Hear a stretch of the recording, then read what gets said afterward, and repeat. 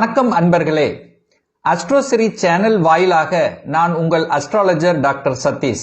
சுக்கிர பெயர்ச்சி பலன்களை டீட்டெயில நம்ம பார்க்க போகிறோம். ஒருவர் சுகமாக சொகுசாக வாழ வேண்டும் அப்படின்னா 2 கிரகங்கள் நல்லா இருக்கணும்னு குரு பகவான் சுக்கிரன். அப்போ சுக்கிரன் தான் சொகுசுக்கு காரகன், வண்டி வாகனத்துக்கு காரகன், கலத்திர காரகன், பெண்களை குறிக்கக்கூடிய, அதுவும் குறிப்பாக இளம் பெண்கள் சம்பந்தப்பட்ட விஷயத்தை குறிக்கக்கூடியது. திருமணத்துக்கு காரகன், கலத்திர காரகன் சொல்லுவோம். அதே சமயத்தில் அழகு சம்பந்தப்பட்ட அனைத்தையும், டெக்ஸ்டைல் சம்பந்தப்பட்ட, ஹோட்டல் சம்பந்தப்பட்ட, உல்லாச விடுதிகள், ஸோ இந்த மாதிரி காரகத்துவத்தை கொண்டிருக்கக்கூடிய இந்த சுக்கிரனானது கும்ப மனையிலிருந்து மீன மனைக்கு பயிற்சி ஆகிறார். அதாவது காலச்சக்கரத்தினுடைய 11வது வீட்டிலிருந்து 12ஆம் வீட்டுக்கு பயிற்சியாகி அங்கே உச்ச பலத்தோட வலிமையாக உட்கார்ந்துட போறார். யாரோட சேர்ந்திருக்கார் அப்படின்னா ராகுவோட இணைவு பெற்றிருக்கு. அப்போ அது போகவே அந்த சுக்கிரன் வீட்டில் குரு பகவானும், குருவின் வீட்டில் சுக்கிரனும் போய் பரிவர்த்தனை பெற்று அமரப் போகிறது. ஸோ இந்த பரிவர்த்தனை பெற்று சுக்கிரன் உச்ச பலத்தோட வலிமையாக இருக்கக்கூடிய இந்த காலகட்டத்தில் இந்த 12 ராசிகளுக்கும் என்ன மாதிரியான பலன்கள் அப்படிங்கிறத டீட்டெயிலாக பார்க்க போகிறோம். அதற்கு முன்னால் நம்முடைய சேனலை ஃபர்ஸ்ட் டைம் நீங்கள் பார்ப்பவர்கள் என்றால் மறக்காம சப்ஸ்கிரைப் பண்ணிக்கிங்க. கன்னி ராசி அன்பர்களே, சுக்கிர பயிற்சியானது வருகின்ற தை மாதம் 15ஆம் தேதி, அதாவது 28/1/2025 அன்று சுக்கிர பயிற்சி நடக்கிறது. அதாவது கும்ப மனையிலிருந்து மீன மனைக்கு பயிற்சி ஆகிறார். அப்போ மீனத்தில் சுக்கிரன் உச்ச பலத்தோட வலிமையாக இருந்து பலனை கொடுக்க போகிறார். இந்த கன்னிராசி அன்பர்களுக்கு சுக்கிரனுங்கிறது யாரு அப்படின்னா 2க்குரியவன், தனத்தை கொடுக்கக்கூடியவன், குடும்பத்தை அமைத்து கொடுக்கக்கூடியவன், வாக்குஸ்தானத்தின் அதிபதி தான் அந்த சுக்கிரன். அதே போல 9க்குரியவன், பாக்கியத்தை தரக்கூடியவனும் அந்த சுக்கிரன் தான்.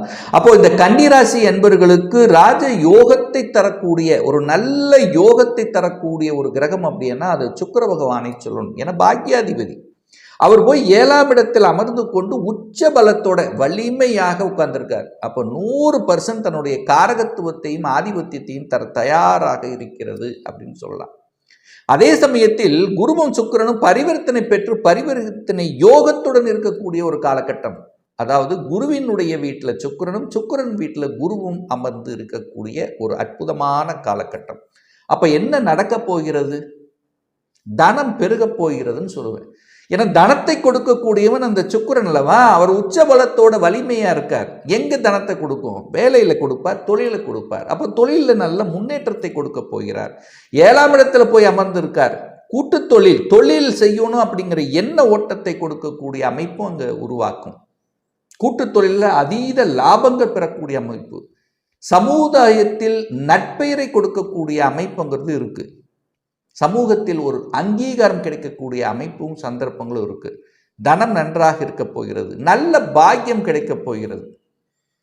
அப்போ 9க்குரியவன் தனக்கு 11ஆம் இடத்தில் இருக்கார் அல்லவா, ஒரு நல்ல பாக்கியத்தை உங்களுக்கு கொடுக்க போகிறார், உச்ச பலத்தோடு கொடுக்க போகிறார்.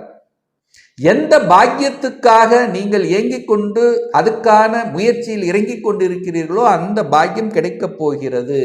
என்ன பாக்கியம்?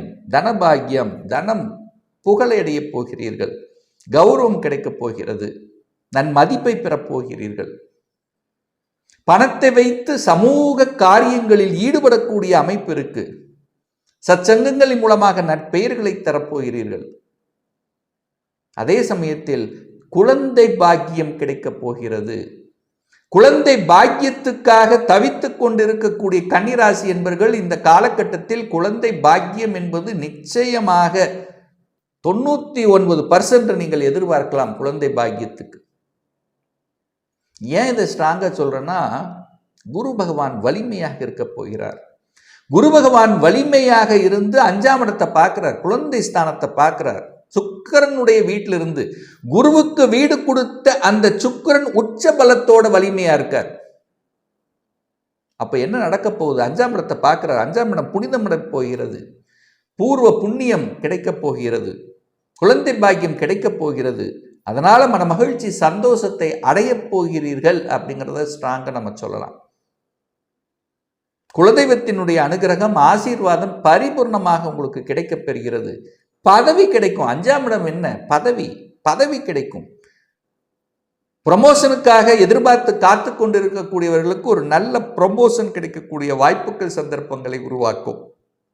இடமாற்றம் ஒன்று, உத்தியோக மாற்றம், ஊர் மாற்றம், இடம் மாற்றம், இந்த மாதிரி எதிர்பாராத மாற்றங்கள் நல்ல மாற்றங்களாக அமையும். நீங்கள் இந்த மாதம் நீங்கள் நினைத்த ஒரு நல்ல மாற்றங்கள் உங்களுக்கு நடக்க போகுதுங்கிறத ஸ்ட்ராங்கா சொல்லலாம்.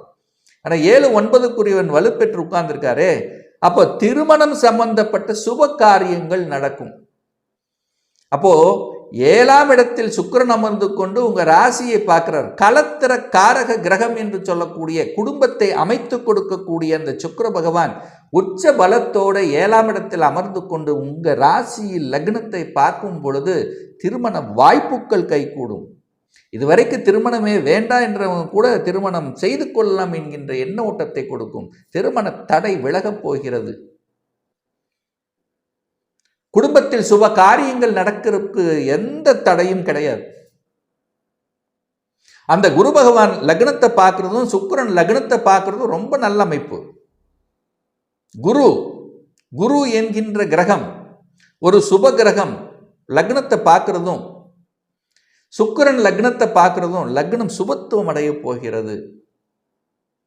அப்போ நிறைய உள்ளுணர்வு சக்தி உண்டு. அது குறிப்பாக அதாவது எதையெல்லாம் செய்ய முடியாமல் இருக்கிறதோ, ஃபார் எக்ஸாம்பிள் ஒரு கம்ப்யூட்டர் துறையில் ஒரு ஐடி செக்டரில் இருக்கிறீங்க, ஒரு ப்ரோக்ராமுக்கு விடை கொடுக்க முடியவில்லை, விடை எதில் வருது என்ன வருது அப்படின்னு கன்ஃபியூஸ் ஆகி அதை தேடி அலைந்து கொண்டிருக்கின்றவர்களுக்கு அது இந்த காலகட்டத்தில் பார்த்தீங்கன்னா அதுக்கான விடை, மறைந்த விடை, கண்டுபிடிக்க முடியாத தன்மையில் இருக்கக்கூடிய சொல்யூஷன் இப்போ உங்களுக்கு கிடைக்கப் பெறுகிறது அப்படிங்கிறத சொல்லுவேன். திருமணம் நன்றாக இருக்க போகிறது. ஏற்கனவே டிவோர்ஸ் ஆகி 2ஆம் திருமணத்துக்காக காத்து கொண்டிருக்கக்கூடிய இந்த கன்னிராசி என்பவர்களுக்கு 2 திருமணத்துக்கான வாய்ப்பு இருக்கு. 7க்குரியவன் 9ஆம் இடத்துல இருக்கார், ஒரு பாக்கியஸ்தானத்தில் உட்கார்ந்துருக்கார். அந்த எண்ண ஓட்டங்களை கொடுக்கும்.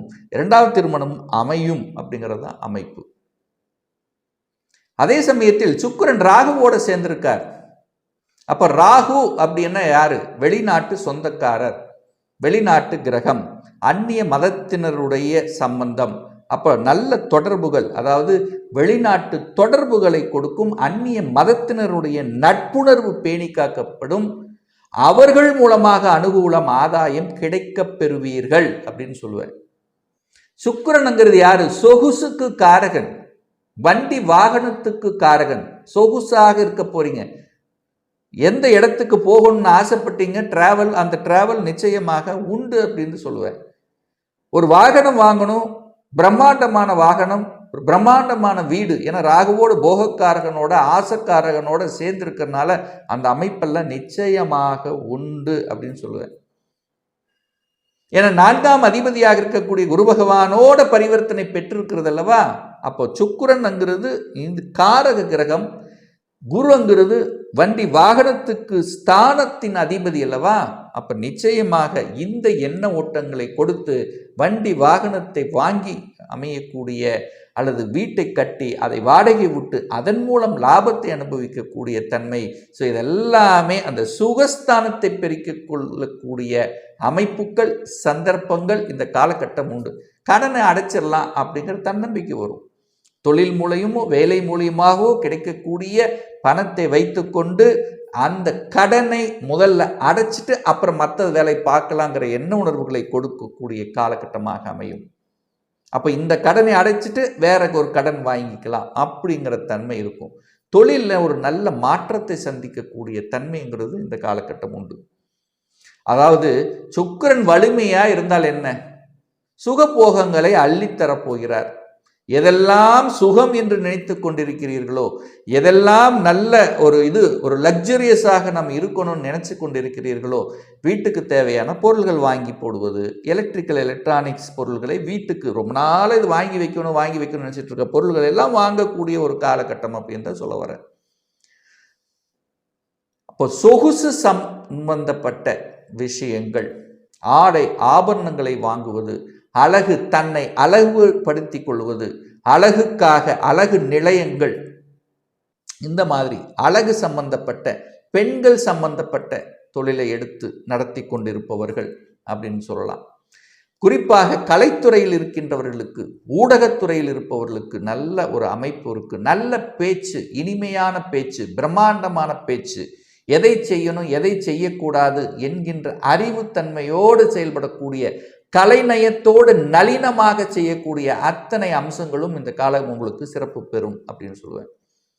ஸோ இந்த கன்னிராசி அன்பர்களுக்கு இந்த சுக்கிர பெயர்ச்சி நல்ல சகல செல்வாக்குடனும், அதாவது செல்வ செழிப்புடனும், தொழிலில் வளர்ச்சி அபிவிருத்தியுடனும், நல்ல லாபத்தன்மையுடனும், செய்யக்கூடிய தொழிலில் மதிப்பு மரியாதை கௌரவத்தோடு இருக்கக்கூடிய தன்மையும், தான் அதாவது அந்த ராசிநாதன் லக்னநாதன் அந்த அன்பர்கள் பார்த்தீங்கன்னா வெளி உலகத்துக்கு தெரியப்படுத்தக்கூடிய தன்மையிலும், மகிழ்ச்சி தரக்கூடிய செயல்களில் ஈடுபடக்கூடிய தன்மையிலும், வெளிநாட்டு தொடர்புகளை கொடுக்கக்கூடிய ஒரு அற்புத சுக்கிர பயிற்சியாக அமையுங்கிறதுல எந்தவித மாற்று கருத்தும் கிடையாது.